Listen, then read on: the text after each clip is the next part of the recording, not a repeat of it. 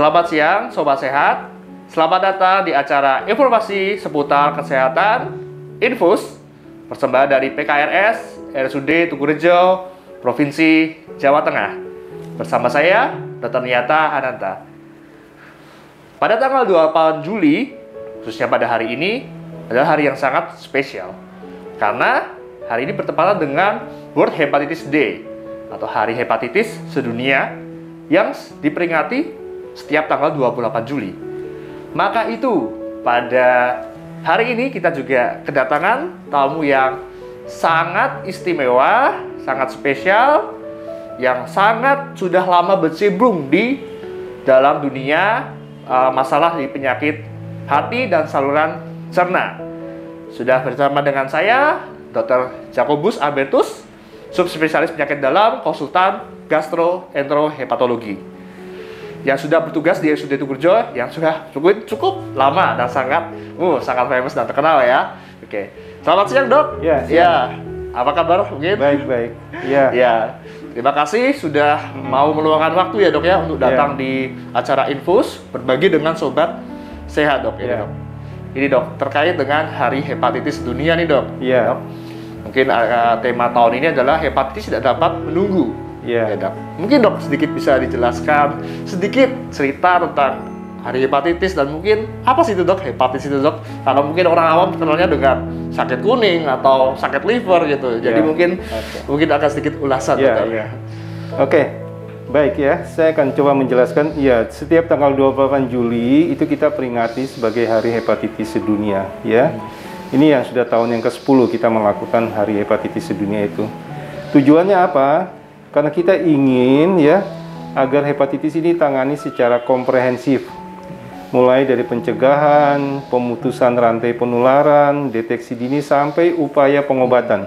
Ya, kita sudah dapat laporan banyak ya bahwa ternyata hepatitis ini pada akhirnya nanti kita anggap sebagai penyakit infeksi biasa. Kita kasih obat dengan harapan sembuh. Ya, jadi adanya optimisme itu ya. Kita berusaha secepat mungkin menemukan kasus-kasus hepatitis secara dini, kita obati dengan harapan sembuh. Ya, karena hepatitis kalau tidak ditangani dengan baik akan berakhir dengan hepatitis yang kronis, kemudian menjadi serosis menjadi kanker hati, kemudian berakibat kematian. Ya, sangat disayangkan. Padahal ini bisa dicegah, diobati dan disembuhkan. Ya, nah, saya kembali dulu tentang hepatitis. Kita kenal ada 5 macam hepatitis, yaitu hepatitis A, B, C, D, E. Penamaan ini bukan berarti tingkatan, bukan berarti A lebih berat daripada B, B lebih berat daripada C. Ini adalah penamaan virus penyebabnya. Ya. Nah, di antara 5 macam virus itu yang sering menjadi kronis ya adalah hepatitis B dan hepatitis C. Ya. Nah, hepatitis B ini lebih menular ya. Dibandingkan sebenarnya lebih menular ya, hepatitis lebih menular dibandingkan HIV. Ya, 100 kali penularan lebih cepat hepatitis B dibandingkan dengan HIV. Jadi yang paling sangat menular itu sebenarnya adalah hepatitis B ya, dibandingkan dengan HIV. Jadi memang jadi perhatian kita bahwa ada upaya untuk pemutusan rantai penularan ya. Kemudian kita secepatnya ketemu kasusnya dan obati dengan harapan sembuh. Terakhir memang ada laporan bahwa diharapkan pada tahun 2030 kasus hepatitis C itu makin hari makin hilang. Kalau bisa hilang lah artinya dari muka bumi ya. Itu ya kira-kira itu saja. Ya, menarik sekali ya bahwa hepatitis ternyata berdampaknya sangat besar. Ya, maka itu ada Hari Hepatitis Dunia ini supaya kita tadi deteksi dini gitu ya, Dok ya. Mendeteksi dini supaya kenali secara dini ya, Dok.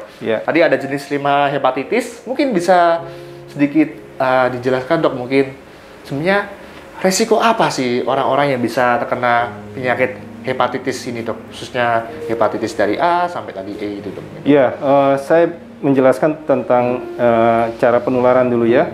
Kalau hepatitis A ya itu yang kita kenal sebagai hepatitis yang sering didapat pada anak-anak, remaja maupun dewasa muda. Itu yang sering kita bilang sebagai sakit kuning ya. Sakit kuning. Hepatitis A ini adalah hepatitisnya akut ya. Jadi penularannya itu lewat makanan, lewat minuman, lewat feses dan kotoran ya. Jadi sering terjadi kasus ya. Misalnya pada waktu musim-musim kemarau di mana higienis dan sanitasi yang berkurang, ya risiko terjadinya outbreak itu sangat tinggi pada hepatitis yang A. Hepatitis A itu mirip-mirip hepatitis E, ya. Jadi A sama E itu mirip. Kalau E itu hepatitis akut juga banyak terjadi di India biasanya ya. Dan hepatitis yang D itu mengikuti hepatitis B, ya. Dan jadi yang paling sebenarnya berbahaya adalah hepatitis B dan hepatitis C, ya. Sudah disampaikan oleh dokter ya, Dok ya. Jadi itu yang bisa menyebabkan menjadi kronis, ya. Kemudian menjadi serosis, kanker hati sampai kematian, ya. Jadi memang sekarang kita kasih perhatian khusus untuk hepatitis B dan hepatitis C, ya. Karena ini yang akan bisa menyebabkan penyakit menjadi kronis. Kalau hepatitis A akan sembuh, hepatitis B akan sembuh sendiri, ya. Ya, ya. Itu sobat sehat ya. Jadi ternyata dari 5 jenis ini hepatitis B dan C yang menjadi suatu perhatian karena dampaknya sangat luar biasa. Ya, mungkin sekarang kita jadi tahu nih, harus tahu apa sih sebenarnya yang harus kita bisa lakukan supaya kita dapat tercegah pencegahan secara dini dari hepatitis B dan C. Ya, mungkin Dok, pencegahannya seperti apa begitu? Iya, sebenarnya kan kita akan bagi dulu kalau mau kelompok-kelompok yang berisiko untuk terpapar hepatitis B, ya. Misalnya orang-orang yang kerja di rumah sakit, di laboratorium, yang akan menerima transfusi darah, orang-orang yang sering menggunakan jarum suntik, ya. Terutama pada penderita-penderita narkoba lah, gitu ya. Terus kemudian biasanya pada orang-orang yang imunokompromis, ya, kita harus hati-hati. Dan pencegahannya sebenarnya sederhana, ya. Jadi lakukanlah imunisasi sedini mungkin. Imunisasi, ya. Imunisasi hepatitis B ada 3 kali, ya. Sebagai kita yang sebut imunisasi dasar, ya. Kemudian kalau hepatitis C nggak ada imunisasinya, tapi dengan pengobatan yang baik sekarang itu sama dianggap dengan imunisasi, ya. Kemudian ya perilaku hidup bersih sehat itu, ya. Jadi kalau di tenaga kesehatan kita kenal sebagai kewaspadaan universal, artinya kita harus bagaimana meningkatkan di dalam melakukan pekerjaan kita harus melakukan proteksi yang maksimal, ya. Kemudian kalau di masyarakat yang penting ya pola hidup bersih yang sehat, yaitu cuci tangan, menghindari suntik-suntik dengan jarum yang bekas dan segala macam, ya. Kemudian sebaiknya juga ya penularan itu kan bisa terjadi lewat donor darah. Jadi memang sebelum melakukan donor darah, ya, sebaiknya kita harus tahu diri kita sendiri. Kalau kita sudah ada hepatitis B, ya kita jangan ikut donor. Kadang-kadang begitu, ya. Sudah tahu kadang-kadang memaksakan diri sepertinya itu kurang ya. Di luar negeri itu ada syaratnya. Kalau mau donor harus bikin wawancara dulu, isi kuesioner. Dia artinya bebas penyakit, tapi suatu waktu ketemu hepatitis B dia akan kena sanksi. Jadi nggak boleh sembarangan, ya. Dan ya itu pencegahannya begitu, ya, perilaku hidup bersih sehat, dan kalau perlu ya deteksi dini, ya, deteksi dini dengan cara pemeriksaan darah, tahunya di situ, ya. Hepatitis B kita tahu seseorang terinfeksi hepatitis B kebanyakan karena secara kebetulan, ya. Jadi biasanya kan kalau mau masuk lamar pekerjaan dan segala macam terdeteksi hepatitis. Medical check up begitu ya? Ya, medical check up, ya. Ketahuan hepatitis, ya, ada apa enggak, ya. Oke. Ya, menarik ya. Tadi yang digarisbawahi adalah imunisasi, ya. Ada imunisasi untuk hepatitis B, walaupun yang di C belum ada, ya. Mungkin ini tadi suatu poin yang penting sekali ya untuk kita supaya kita lebih waspada, supaya kita tidak terkena dari dampak dari penyakit ini, Dok.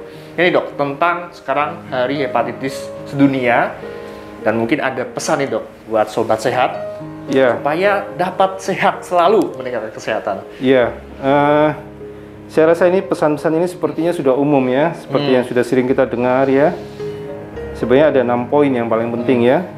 Saya akan coba pertama, yaitu selalu menerapkan perilaku hidup bersih dan sehat, ya. Itu penting karena itu bisa mencegah terjadinya hepatitis. Kedua, ibu hamil segera periksa hepatitis B-nya. Ibu hamil. Ya, ibu hamil. Jadi kalau bisa sebelum minggu ke-20 sebaiknya sudah harus tahu status hepatitisnya, ya. Karena ibu hamil sekarang juga bisa diobati untuk kalau memang terkena hepatitis, ya. Kemudian berikan imunisasi, vaksinasi, ya, kepada bayi yang baru lahir maupun pada anak-anak remaja yang belum divaksin, ya segera kita lakukan vaksinasi, ya. Karena ya, kalau hepatitis ini didapat sejak bayi, didapat sejak anak, risiko untuk menjadi kronis sangat tinggi.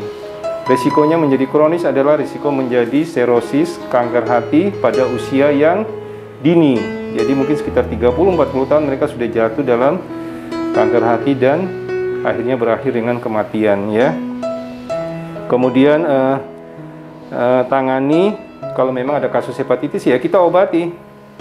Jangan takut, semua fasilitas kesehatan baik di tipe C maupun tipe B sekarang siap melayani pasien hepatitis dan dapat pengobatan secara gratis dan masuk di dalam masuk BPJS. Ya, jadi gratis. Berapa lama diobati memang kita nggak punya batas waktu kalau untuk hepatitis B. Tapi kalau hepatitis C sekarang dengan obat-obat yang bagus ya sekitar 3 bulan 6 bulan selesai. Ya. Jadi jangan takut ya. Kalau memang ada terkena hepatitis, segera datang ke fasilitas kesehatan dan untuk mendapatkan pengobatan yang sesuai. Obat-obatnya juga bagus, ya, dijamin oleh BPJS, ya. Dan mudah-mudahan, ya, ke depan siapa tahu ada beberapa kasus kita, ya. Ternyata dengan pengobatan yang baik hepatitis B juga jadi sembuh, ya. Luar biasa ya. Ya, hepatitis C juga sembuh, ya. Jadi jangan takut, ya, jangan menghindar, ya. Jangan mengobati diri sendiri. Nah, itu yang paling sering terjadi tuh, minum jamu-jamuan dan segala macam yang akhirnya tidak sembuh, jatuh dalam serosis ya. Kemudian yang terakhir ya, marilah kita bersama-sama lakukan upaya pencegahan dan pengendalian secara dini ya. Karena kita yakin bahwa hepatitis B itu suatu waktu bisa dieliminasi. Mungkin suatu waktu kita akan bebas dari hepatitis ya. Dan ini harus kita lakukan. Harapan itu sudah ada. Hepatitis C diharapkan tahun 2030 sekian mungkin sudah tereliminasi ya. Tinggal hepatitis B ya. Tapi hepatitis B kita sudah pada track yang betul untuk dalam pengobatan ya. Sekarang kita sudah sampai dalam tahap fungsional cure. Jadi sudah kemungkinan bisa kita kendalikan jumlah virusnya ya. Kemudian kuantitatifnya bisa dibikin mendekati 0 ya. Dan mungkin dalam 3 tahun 5 tahun ke depan kita punya obat yang bisa istilahnya complete sterilizing cure. Jadi benar-benar dia akan sembuh ya. Jadi marilah ya kita melakukan deteksi secara dini untuk yang dan pencegahan yang terkendali ya. Ya, itu saja pesan dari saya. Luar biasa dokter. Ya, Dok. Terima kasih banyak dok untuk sharingnya, ini sangat membuka wawasan kita sekali nih tentang khususnya pada pencegahan dan deteksi dini. Jangan lupa ya teman-teman sobat sehat untuk selalu dicatat karena itu menjadi bagian dari kita untuk mendukung memberantas tadi dok hepatitis pada tahun 2030 gitu ya dok ya. Bukan memberantas ya, kita mengeliminasi. Ya. Okay. Kita mengeliminasi hepatitis pada tahun 2030 sampai 50% tadi dok ya. Iya. Jumlahnya. Kita bisa ya kalau asal kita mau bersama-sama ya. Jangan takut berobat ya. Sekarang kan kita ingin mewujudkan Indonesia sehat. Ya, jadi yang berasa sakit silakan datang ya. Sekarang apalagi fasilitas kesehatan dijamin oleh BPJS ya. Jadi nggak usah dipikir ya. Kalau dulu pengobatan hepatitis C itu 1 miliar. Sekarang bisa turun sampai sekitar 20 jutaan ya. Jadi jangan takut, silakan datang. Obatnya juga ditanggung BPJS. Tanggung BPJS ya, gitu. Oke. Ya. Ya, baik. Terima kasih banyak dokter. Terima kasih sobat Sehat Infus untuk sudah menyaksikan acara informasi seputar kesehatan RSUD Tugurejo. Jangan lupa ya untuk sharing informasi ini ke sahabat, kerabat terdekat supaya orang-orang lain juga mendapatkan manfaat yang sama. Jangan lupa juga untuk like, untuk share dan subscribe dari media sosial RSUD Tugurejo supaya update tentang informasi seputar kesehatan yang dipersembahkan oleh RSUD Tugurejo Provinsi Jawa Tengah. Gitu. Dan saya Dr. Nyata dan Dr. Jakobus Abitus untuk spesialis penyakit dalam konsultan gastroenterologi untuk undur diri. Dan sampai jumpa pada kesempatan lain waktunya. Saya izin menutup dengan pantun ini dok ya? Ya silakan. Ya. Oke, bertepatan dengan Hari Hepatitis Sedunia ya, 28 Juli, saya memberikan pantun untuk penutupan. Jalan-jalan ke Jogja, jangan lupa ke Parangtritis. Ayo kenali resiko dan penyebabnya, ayo cegah hepatitis. Selamat siang dan terima kasih. Ya, terima kasih.